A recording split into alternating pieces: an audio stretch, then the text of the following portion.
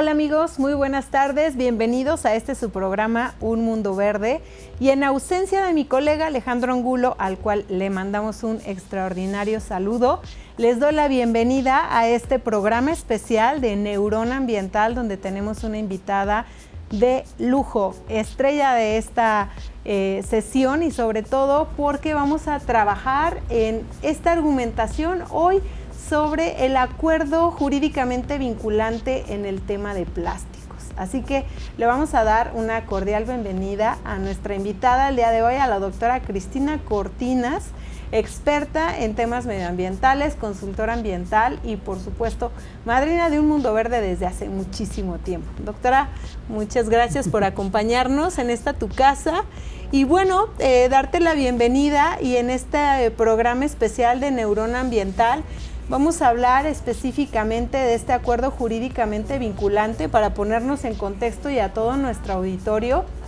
quisiera comentarles que en el mes de marzo de este año 2022, en la quinta asamblea de la Organización de Naciones Unidas, se dio un acuerdo por demás histórico, un mandato en el cual más de 190 países han ratificado la necesidad de tener un acuerdo jurídicamente vinculante en el tema de plásticos.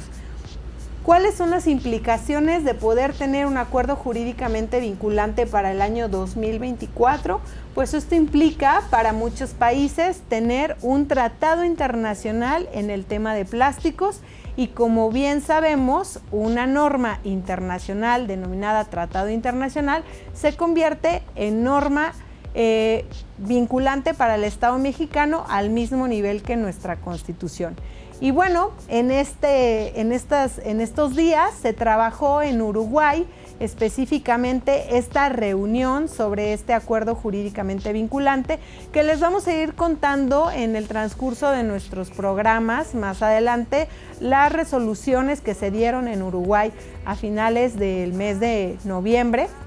Y bueno, vamos a estar muy atentos sobre lo que diga la UNEA en estas reuniones preliminares. Pero bueno, doctora, específicamente el acuerdo señala la necesidad de tener este mandato porque se ha incrementado el volumen de plásticos, sobre todo el consumo y de contaminación de plásticos en el océano. Según el reporte de la Organización de Naciones Unidas, dice que si no frenamos esta situación, para el 2050 tendremos más plásticos que peces en el mar, y eso es sumamente preocupante para el tema de la seguridad alimentaria, de la vida marina, de los ecosistemas, del ambiente sano y de otros derechos humanos correlacionados con este tema. Pues muchas gracias por invitarme a este programa, que ya añoraba participar en él. Y sobre todo para tocar ese tema de particular importancia, que es el tema de cómo evitar la liberación de plásticos al ambiente, que al final de cuentas terminan degradándose, convirtiéndose primero en pequeñas partículas, después micropartículas, nanopartículas, que quiere decir que cada vez van siendo de menor tamaño y se movilizan tanto por vía terrestre como por vía acuática hasta llegar al mar. Y de alguna manera, como bien lo señalabas en tu introducción, al final de cuentas los seres marinos ingieren estas partículas que van a formar parte de sus propios tejidos, y en la cadena trófica, como bien sabemos, los invertebrados marinos, por ejemplo, sirven de alimentación para toda una serie de peces, y sucesivamente en la cadena alimentaria se van bioacumulando cada vez más, y en la medida en que nosotros nos alimentemos de mariscos, de peces, vamos a también terminar con ese tipo de nanopartículas en nuestros tejidos. Y entonces no es de sorprender que hoy en día estemos padeciendo toda una serie de enfermedades, muchas de ellas crónico-degenerativas, que empiezan a aparecer en personas muy jóvenes. Entonces, felicito pues a la comunidad internacional por este acuerdo jurídicamente vinculante,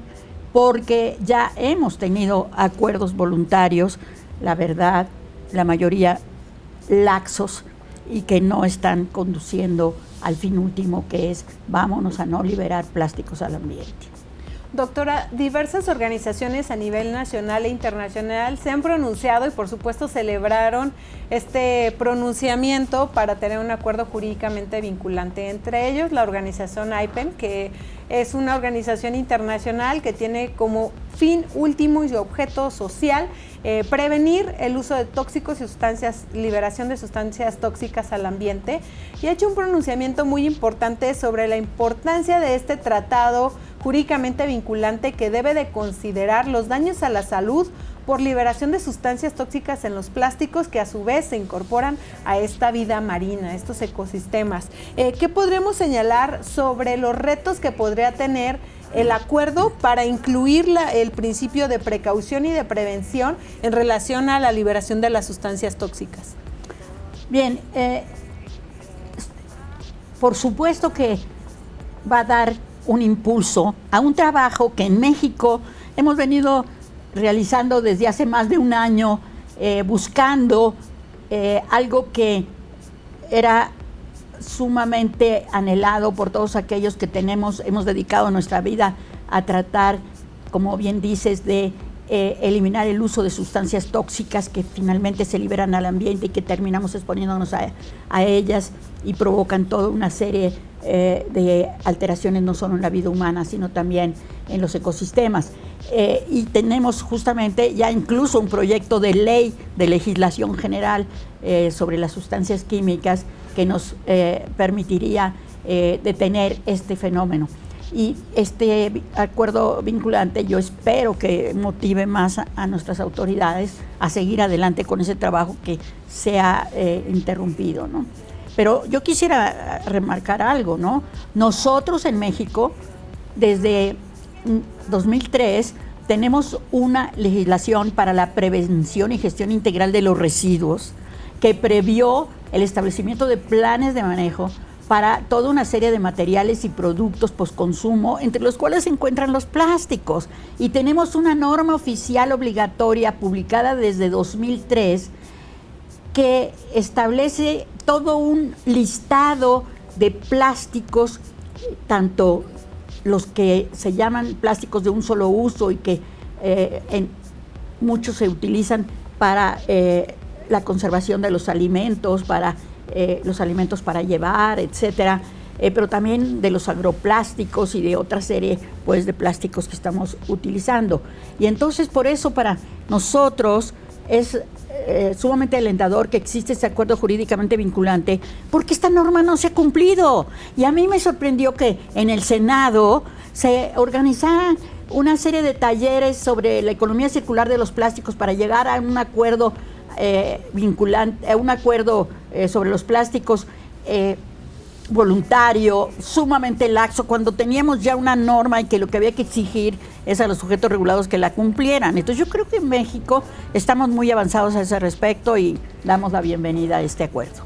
Doctora, en esta perspectiva sabemos que existe el Tratado Internacional o el Convenio Basilea, Rotterdam, Estocolmo, que usted formó parte de este consejo y que tuve la oportunidad de trabajar con usted en este Consejo Nacional que implementó la Secretaría de Medio Ambiente y Recursos Naturales, y donde se trabajó cómo México podía implementar estos tratados internacionales. Entonces,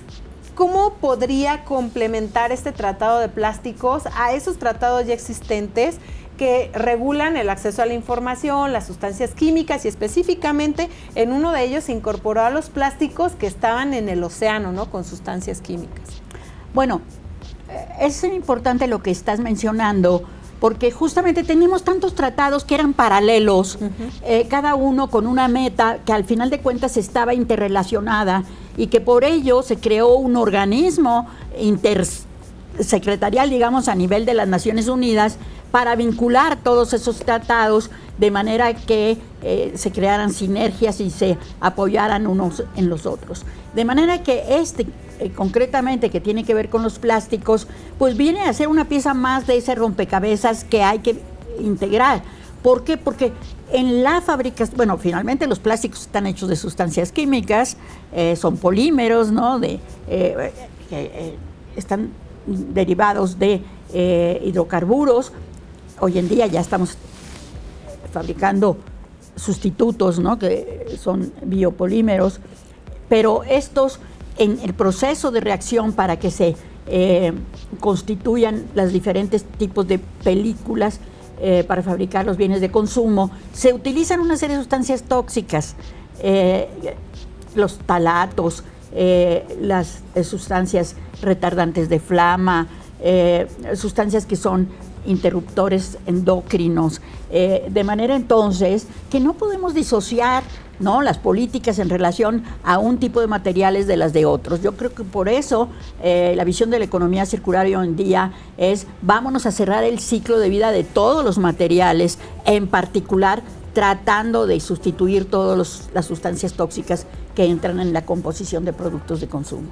Entonces, desde esta perspectiva, doctora, y desde la visión de la economía circular y en el diseño de los plásticos, ¿debería de existir un elemento en este tratado jurídicamente vinculante que obligara al reporte de sustancias químicas en el diseño de los plásticos para en su momento mitigar, erradicar la exposición de dichas sustancias cuando se incorporen al ambiente o que en su momento sean destinados, que en su momento tendrán que incorporarse como materias primas secundarias? Por supuesto,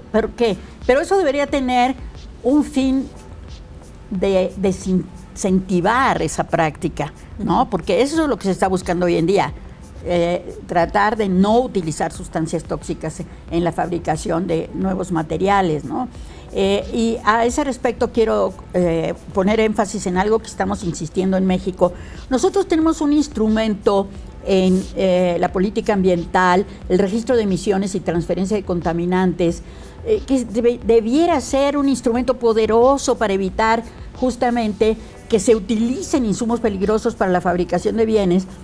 porque en ese registro se deben de reportar cuáles son los materiales, las sustancias que se utilizan en los procesos productivos, y se tiene que informar de cuántos de ellos se están liberando al ambiente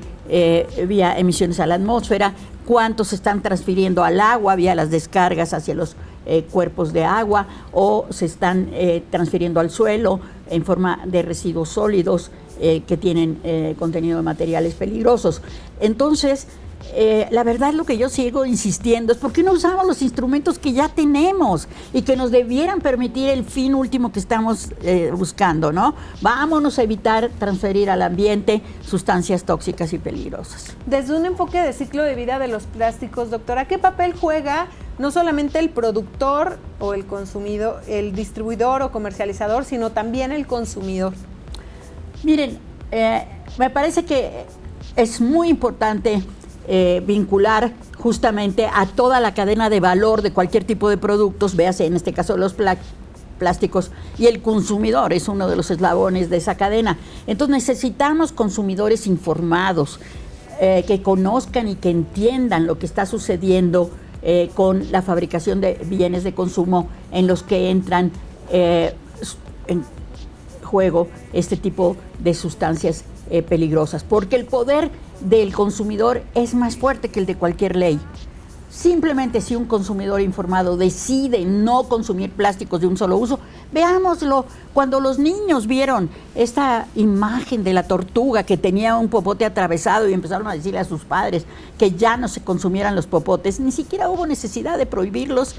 cuando ya estaba surtiendo efecto la medida y uno iba a los restaurantes y ya no le daban a uno popotes. Entonces, ¿saben qué? Hay que informar a los consumidores, hay que apoyarse en nuestra legislación de defensa del derecho del consumidor, en la Procuraduría Federal de Protección al Consumidor y en toda la información que difunde la Profeco a través de su revista del consumidor y de su página electrónica. Doctora, esto es una parte muy importante porque un elemento crucial de la resolución reconoce que los microplásticos tienen un gran impacto al ambiente, toda vez que su liberación se da específicamente por esta degradación de los plásticos por exposición, entre una de otras causas, al sol, es decir, el plástico se empieza a romper cuando está vertido o por arrastres o fuentes terrestres y que llegan a las zonas costeras, y entonces ahí el plástico se fragmenta, ¿no?, en lo que se le conoce como microplásticos, y después con el oleaje y rompimiento del oleaje se convierten todavía en partículas más pequeñas conocidas como nanoplásticos. Y esta evidencia científica fue la que también la Fundación Ellen MacArthur en este recorrido que realizaron en una trayectoria de investigación que tuvieron, pues encuentran también partículas de plástico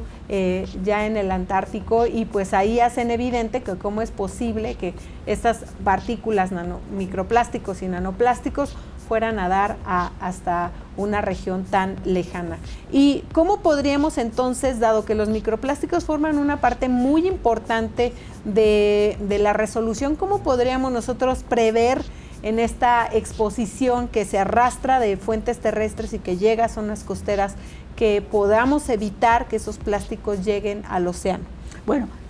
nuevamente, educación.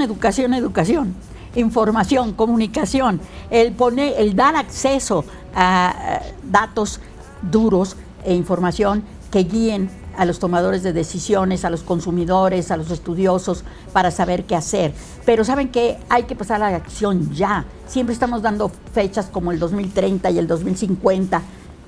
Esto ya es de una urgencia que amerita que hoy lo que aprendamos lo apliquemos y empecemos a evitar consumir aquello que puede ocasionar ese tipo de daños. Y si lo vamos a consumir, bueno, nosotros en nuestra legislación tenemos los planes de manejo que debieran permitirnos colaborar, crear sinergias entre todos los eslabones de una cadena de valor para entre todos vigilar que no liberemos al ambiente sustancias y materiales peligrosos. Específicamente también, doctora, para el caso de México se ha reconocido ciertos ríos que están altamente contaminados por residuos y un porcentaje importante con modulaciones, porque no se tienen datos con evidencia científica plena de cuántos plásticos hay por ese vertimiento de residuos. Tal vez sí en lagunas o en reservorios, presas, ¿no?, ya un poco más definido. Pero, por ejemplo, Veracruz, Oaxaca, que tienen alto índice, ¿no?, y que estos ríos son los que en su momento tienden el arrastre, pero pues ese plástico no llegó solo, ¿verdad? ¿Qué papel tendría los productores en esta corresponsabilidad del sector privado, y qué papel tendría el consumidor en esta corresponsabilidad del sector social? Creo que hemos seguido conductas que no son las mejores, en donde nos echamos la culpa unos a los otros, ¿no? Vemos a los productores como si fueran el enemigo número uno, y ellos ven a los consumidores que tiran lo que no quieren al ambiente y dicen, yo no fui el que lo tiró, fue el que lo consumió. Yo creo que esto ya debe de ser superado. Yo creo que hay una responsabilidad compartida de todos, pero diferenciada. Hay también la responsabilidad extendida del productor sobre sus productos, porque es desde el diseño donde ellos pueden evitar, ¿no?, que sus plásticos contengan sustancias peligrosas, o el que se fragmenten de esta manera tan rápida en el medio ambiente, etcétera. Pero también todo el resto de la cadena de valor somos los corresponsables. Entonces ya es hora de que trabajemos de la mano, que nos sentemos alrededor de una mesa y que veamos qué nos toca hacer a cada quien, y para todo eso requiere haber información dura. Y a mí me ha interesado muchísimo el desarrollo de esta metodología que se llama Ciencia Ciudadana, en donde se invita justamente a las comunidades, a los voluntarios que quieran de cualquier tipo de organización, ya sea escuelas, ya sea organizaciones de la sociedad civil, a que colaboren en identificar cuáles son los problemas que están ocasionando los plásticos en su ambiente, porque no hay nada mejor que ellos mismos sean parte del proceso para determinar la magnitud de los problemas en sus comunidades, y para ser parte de ese análisis de esos datos que ellos mismos generen, para decidir cómo en cada circunstancia podemos detener ese fenómeno. Y entonces se empoderan ellos mismos del problema, lo hacen suyo y se comprometen a trabajar juntos para resolverlo. Entonces, nosotros es lo que estamos buscando, trabajar a nivel de las comunidades, en donde todos hagamos la diferencia. Esto toca un punto muy importante, doctora, porque precisamente uno de los temas que aborda esta resolución de Naciones Unidas es el trabajo de el sector informal, y reconoce, a mí se me hace muy relevante que reconozca el trabajo del sector informal en esta cadena de custodia y trazabilidad de los residuos, lo cual invita a que en este tratado jurídicamente vinculante no se les vaya a excluir, ¿no? Y bueno, ¿usted qué llevaría como posicionamiento de país a esta reunión tan importante que van a tener los países preliminar y previa para empezar a trabajar en el documento formal del Tratado Internacional para el 2024? ¿Qué llevaría como posición de país? Insisto, el que introduzcamos en la educación desde los niveles más elementales, incluyendo la educación que los padres le damos a los niños en el hogar, más la que reciben en las escuelas, desde párvulos y en todos los niveles escolares, esta noción de que el ser humano es parte de la biodiversidad, es parte de la naturaleza y no puede vivir sin ella, y lo que estamos haciendo de deteriorarla es una amenaza para la vida humana, no solo la vida de otros seres vivos. De manera entonces que desde niños aprendamos a consumir y a trabajar de la mano unos con otros para proteger nuestra vida y proteger a nuestro planeta. Pues uno de los puntos relevantes también, yo como posición de país llevaría, por supuesto, la responsabilidad extendida del productor, que sería un elemento muy indispensable para poder alcanzar la economía circular, el ecodiseño, la elaboración de planes de acción, doctora, que como sabemos México acaba de ser apoyado por el Programa de Naciones Unidas para el Medio Ambiente, y estamos en la recta final de la elaboración del NAP, a través de una metodología de una política pública basada en ciencia.